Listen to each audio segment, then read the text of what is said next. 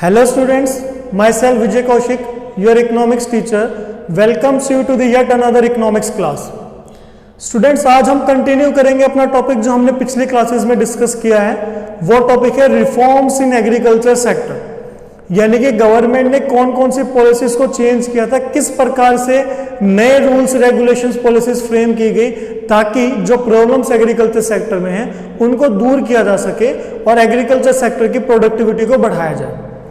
इस सीरीज में हमने दो टाइप ऑफ रिफॉर्म्स पहले पढ़ लिए हैं, जिसमें टेक्निकल रिफॉर्म है और लैंड रिफॉर्म है। आज हम इसका third and last form of reform that is general reforms उसे स्टडी करेंगे। जनरल रिफॉर्म्स में हमें 4 पॉइंट पढ़ने हैं, तो आइए आज की क्लास को स्टार्ट करते हैं।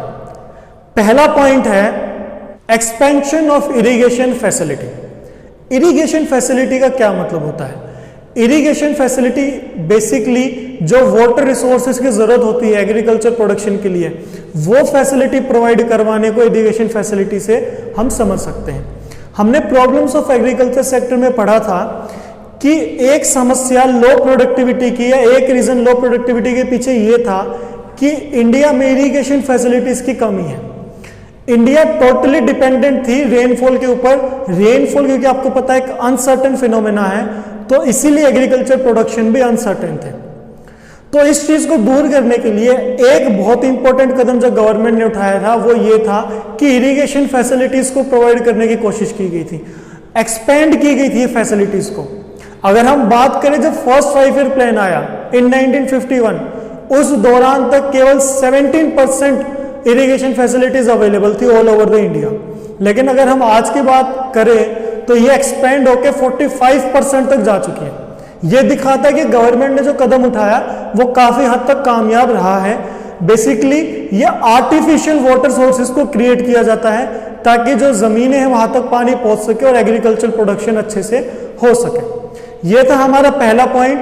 आइए अब देखते हैं सेकंड पॉइंट क्या है, प्रोविजन ऑफ क्रेडिट। देखिए रिफॉर्म्स क्यों लेके आए हैं? रिफॉर्म्स लेके आए हैं कि जो पहले की समस्या थी उनको दूर किया जाए। तो हमने प्रॉब्लम्स ऑफ एग्रीकल्चर सेक्टर में ये समस्या ये पड़ी थी कि सोर्सेज ऑफ फाइनेंस की कमी थी, यानी कि फार्मर्स क्योंकि पुअर थे हमारे कंट्री के, उनके पास फाइनेंस की कमी थी और जो फाइनेंस अरेंज कर भी रहे थे वो नॉन इंस्टीट्यूशनल सोर्सेज से अरेंज कर रहे थे, जो कि बेसिकली उनका एक्सप्लॉयटेशन करता था। सोर्सेज ऑफ फाइनेंस की समस्या को दूर करने के लिए गवर्नमेंट ने जो है फाइनेंस अपॉर्चुनिटीज प्रोवाइड करवाई। इंस्टीट्यूशनल सेक्टर्स को अरेंज किया गया, इंस्टीट्यूशनल सेक्टर्स को तैयार किया गया ताकि जो फार्मर है उनको फाइनेंस की नीड पूरी हो सके और फाइनेंस भी एक ऐसे सोर्स से मिले जो कि रिलायबल सोर्स हो। इसके अंदर गवर्नमेंट ने 1982 में NABARD that is national bank for agriculture and rural development, इसे एस्टेब्लिश किया था। बेसिकली इसके अलावा छोटे छोटे और बहुत सी ऑर्गेनाइजेशंस एस्टेब्लिश की गई थी, जैसे कि आरआरबीज, रीजनल रूरल बैंक्स और कमर्शियल बैंक्स तो प्रोवाइड करवाते ही ये loan. Basically 72% of the total institutional finance is provided by the commercial banks. NABARD इसमें बहुत इंपॉर्टेंट इसलिए है क्योंकि NABARD is the apex institution. Rural development और एग्रीकल्चर सेक्टर को फाइनेंस प्रोवाइड करवाने की जो अपेक्स बॉडी है, मतलब कि जितने भी बॉडीज काम कर रही है फाइनेंस प्रोवाइड कराने के लिए, उन सबके हेड नबार्ड है। जैसे कि अगर हम कमर्शियल बैंक्स की बात करें तो उनका हेड कौन है? सेंट्रल बैंक है। सो गवर्नमेंट ने बहुत सी ऐसी ऑर्गेनाइजेशंस एस्टेब्लिश की जिनका काम ये था कि किसानों तक लोन प्रोवाइड करवाया जाए, उनको फाइनेंस प्रोवाइड करवाया जाए और वो भी एक रिलायबल सोर्स से प्रोवाइड करवाया जाए। तो ये है हमारे 2 पॉइंट। तीसरा रिफॉर्म क्या आया था जनरल रिफॉर्म में, आइए देखते हैं, regulated market and corporative marketing societies. इसी पॉइंट में 2 पॉइंट छुपे हुए हैं, regulated market and corporative marketing societies. Regulated market का मतलब पहले समझते हैं क्या होता है। रेगुलेटेड मार्केट का मतलब होता है जब मार्केट पे गवर्नमेंट का कंट्रोल, गवर्नमेंट का कंट्रोल में पूरा कंट्रोल नहीं कह रहा हूं, यह वर्ड है रेगुलेटेड। रेगुलेटेड का मतलब होता है सिचुएशन के हिसाब से चेंज कर सके। सो बेसिकली रेगुलेटेड मार्केट का मतलब होता है कि मार्केट फोर्सेस काम करेंगी लेकिन उनमें गवर्नमेंट अपने हिसाब से चेंज कर सकती है। तो एक कदम गवर्नमेंट ने ये उठाया कि रेगुलेटेड मार्केट्स फॉर्म की गई, मतलब कि एग्रीकल्चर सेक्टर से रिलेटेड ऐसी मार्केट तैयार की गई जिसमें गवर्नमेंट जो है वो ऑब्जर्व कर रही थी, और अगर मार्केट फोर्सेस इस तरीके से बिहेव करे जो फार्मर्स के कंड्यूसिव नहीं है तो गवर्नमेंट उसमें चेंज कर सकती है। जैसे कि जो इनपुट्स हैं, अगर मान लीजिए ज्यादा हैवी प्राइस पे इनपुट्स प्रोवाइड करवाए जा रहे हैं फार्मर्स को, तो गवर्नमेंट उनको कम प्राइस पे प्रोवाइड करवा सकती है। जो एग्रीकल्चर प्रोडक्ट हो सकता है मार्केट में कम प्राइस में बिक रहे हो, तो गवर्नमेंट उसको हाई प्राइस में सेल करवा सकती है। तो ये तो है रेगुलेटेड मार्केट।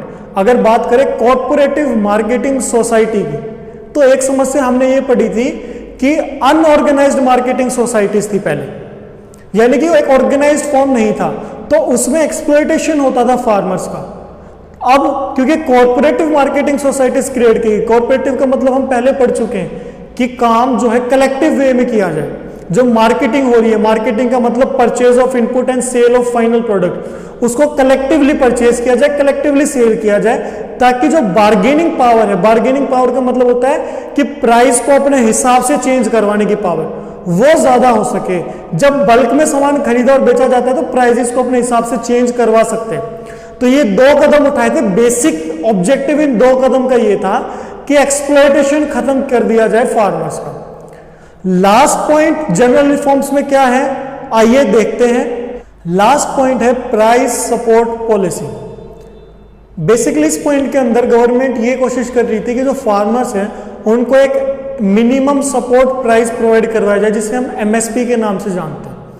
देखिए, आपको पता है कि एग्रीकल्चर प्रोडक्शन जो है वो अनसर्टेन है, उसकी कोई श्योरिटी नहीं है। तो कई बार ये होता है कि फार्मर्स अपने प्रोडक्ट को सेल नहीं कर पाते मार्केट में, तो गवर्नमेंट उनको एक अश्योरिटी प्रोवाइड करवाती है, एक सिक्योरिटी देती है कि अगर उनकी जो उपज है, जो एग्रीकल्चर प्रोडक्शन है वो नहीं बिका, तो गवर्नमेंट उसको एक मिनिमम प्राइस में कम से कम खरीद लेगी। एक मिनिमम प्राइस जो है वो तय कर दिया जाता है। सो बेसिकली इस पॉइंट का मेन ऑब्जेक्टिव क्या था, वो ऑब्जेक्टिव ये था कि सिक्योरिटीज प्रोवाइड की जाए, एक श्योरिटी प्रोवाइड करवाई जाए, किनको, फार्मर्स को। सो ये 4 पॉइंट्स हमने पढ़े हैं लैंड रिफॉर्म्स में। सो हमने इसके साथ ही रिफॉर्म का पूरा टॉपिक कंप्लीट कर दिया है।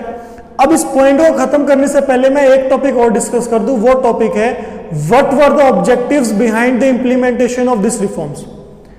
कि ये रिफॉर्म्स गवर्नमेंट लेके आई, इसके पीछे मेन मकसद क्या था सरकार का।